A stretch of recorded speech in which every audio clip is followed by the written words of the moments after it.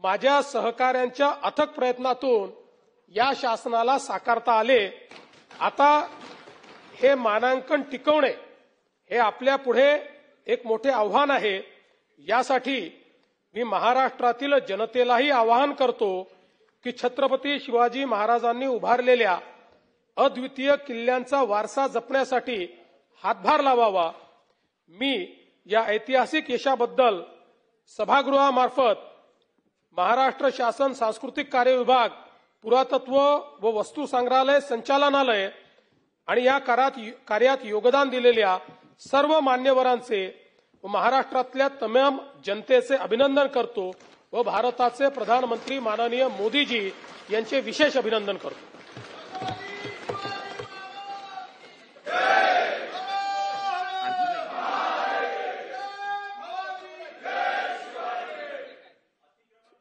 सन्माननीय अध्यक्ष महोदय, मी माननीय मुख्यमंत्री महोदयांच्या निवेदनावर बोलायला उभा नाही, पण ही योग्य वेळ आहे म्हणून मी बोलायला उभा राहिलोय। पण कशावरती बोलतोय ना, तेच तर सांगतोय ना, माझं ऐकून घेतलं। कुठचा आयुध काय, point of information, point of order काय, नेमकं कशासाठी उभे राहिला आहात तुम्ही?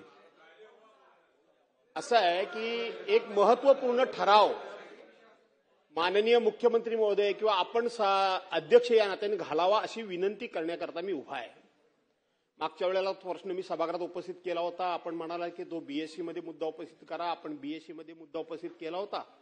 मुद्दा हा आहे मुख्यमंत्री महोदय की आपण आपल्या सीएसटी या रेल्वे स्टेशनला छत्रपती शिवाजी महाराज रेल्वे स्टेशन म्हणून आपण नामकरण केलं। परंतु छत्रपती शिवाजी महाराजांच्या नावाचं नामकरण झालं, पण त्या प्रिमायसेसमध्ये कुठेही छत्रपती शिवाजी महाराजांचा अश्वारूढ पुतळा नाही आणि म्हणून हा पुतळा उभा राहावा म्हणून त्या विभागाचे खासदार अरविंदजी सावंत यांनी माननीय प्रधानमंत्री महोदय वगैरे या सर्वांना भेटले आणि त्यांनी आपल्याला एक पत्र दिलं की महाराष्ट्र सरकारने याच्यामध्ये पुढाकार घ्यावा आणि तशा प्रकारचा आवश्यकता वाटली तर केंद्र सरकारकडे त्यांनी ठराव करून पाठवावा आणि म्हणून तो ठराव एक तर राज्याचे मुख्यमंत्री म्हणून आपण करावा किंवा माननीय अध्यक्ष महोदयांनी करावा, हा माझा पहिली विनंती आहे। आणि दुसरी विनंती अशी आहे की ज्या आशिया खंडामध्ये आणि पर्यायानं आपल्या देशामध्ये पहिली रेल्वे आणण्याचं काम नाना जगन्नाथ शंकरशेठ यांनी केलं आणि त्यांच्या नाव हे मुंबई सेंट्रल रेल्वे स्टेशनला द्यावं अशा पद्धतीचा एक जुना प्रस्ताव आहे। त्या प्रस्तावाच्या संदर्भात सुद्धा जर आपण केंद्र सरकारला विनंती केली, मग ती ठरावाच्या माध्यमातून करा, पत्ररूपानं करा, कशी करायची ती करा आणि म्हणून ते सुद्धा एक चांगलं काम हे आपल्याकडून होऊन जाईल। आणि मला असं वाटतं की आजचा हा अत्यंत उत्तम योग आणि उत्तम दिवस आहे की आपण जे छत्रपती शिवाजी महाराजांच्या गड किल्ल्यांना जे मानांकन मिळालं त्या संदर्भात हा प्रस्ताव मांडला। त्या प्रस्तावाला धरून आता मोठं कमालच झाली। अरे बाक 2-2 हजार वाजवतो आम्ही, पुढे जायचंय आम्ही बरं ज्यांचं म्हणून माननीय मुख्यमंत्री महोदयाने अभिनंदन शेवटी केलं त्या सगळ्यांचं डबल मी अभिनंदन करतो आणि माझे 2 प्रस्ताव मंजूर करावे अशी विनंती करतो। सन्माननीय अध्यक्ष महोदय, माननीय भास्करराव जाधवांच्या माध्यमातून या सभागृहाला मी सूचित करू इच्छितो की छत्रपती शिवाजी महाराज टर्मिनस म्हणजे जुनं व्हीटी स्टेशन, आता छत्रपती शिवाजी महाराज टर्मिनस याचा एक अतिशय भव्य पुनर्विकासाचा प्रकल्प सुरू आहे। अतिभव्य अशा प्रकारचं, अतिशय आयकॉनिक अशा प्रकारचं स्टेशन त्या ठिकाणी तयार होत आहे आणि हे स्टेशन तयार करताना हा जो काही आराखडा तयार करण्यात आलेला आहे या आराखड्याचाच एक भाग म्हणून त्या ठिकाणी अतिशय भव्य अशा प्रकारचा छत्रपती शिवरायांचा पुतळा लावण्यात येणार आहे। त्यामुळे कुठलाही प्रस्ताव करायची आवश्यकता नाही, ते केंद्र सरकारने विचारात घेऊनच त्याचं डिझाईन हे तयार केलेलं आहे।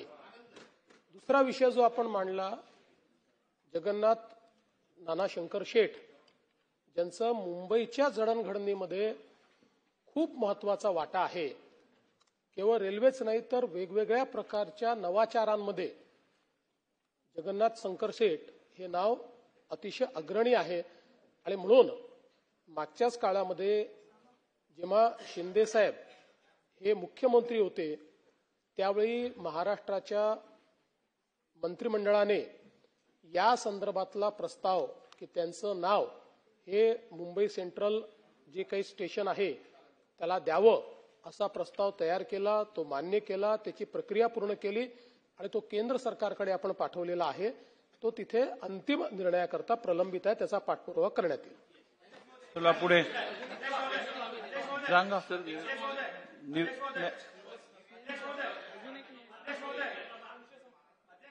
अध्यक्ष महोदय मी जास्त वेळ घेणार नाही. मुख्यमंत्री महोदयांनी जे इथं मांडलं, मी फक्त पंतप्रधान मोदीजींचं, मुख्यमंत्र्यांचं, दोन्ही उपमुख्यमंत्र्यांचं आणि आपल्या सांस्कृतिक विभागाचे मंत्री आशिष भाऊंचं अभिनंदन आणि आभार. कारण मी त्या घराण्याचा एक वारसदार आहे किंवा त्या घराण्यातला एक आहे म्हणून तमाम शिवभक्तांच्या सगळ्यांच्या वतीनं मी पंतप्रधान मोदीजी, आपले मुख्यमंत्री देवेंद्रजी फडणवीस, एकनाथजी शिंदे साहेब, अजितदादा आणि आशिष भाऊंचं सर्वांच्या वतीनं ही युनेस्कोच्या याच्यामध्ये छत्रपती शिवाजी महाराजांचे हे गडकिल्ले 12 गडकिल्ले त्याच्यामध्ये आले आणि जगाच्या पाठीवर आज जगानं छत्रपती शिवाजी महाराजांची दखल ही संपूर्ण जगानं घेतली आहे युनेस्कोच्या निर्णयामुळं. त्यामुळं मी पंतप्रधानांचं आणि मुख्यमंत्री महोदयांचं सर्वांच्या वतीनं अभिनंदन करतो.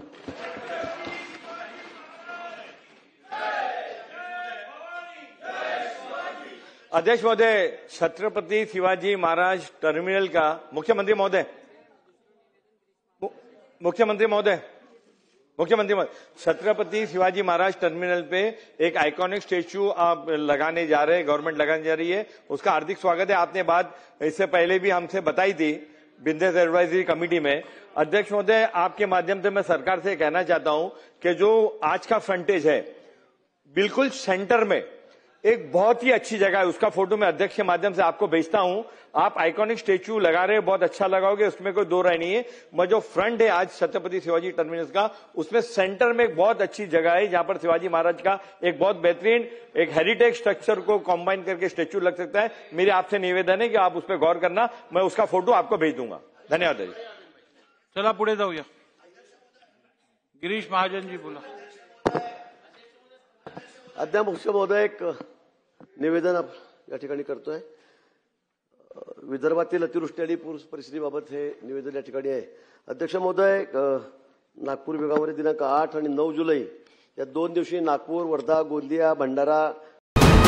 वीके न्यूज, राष्ट्र के नाम.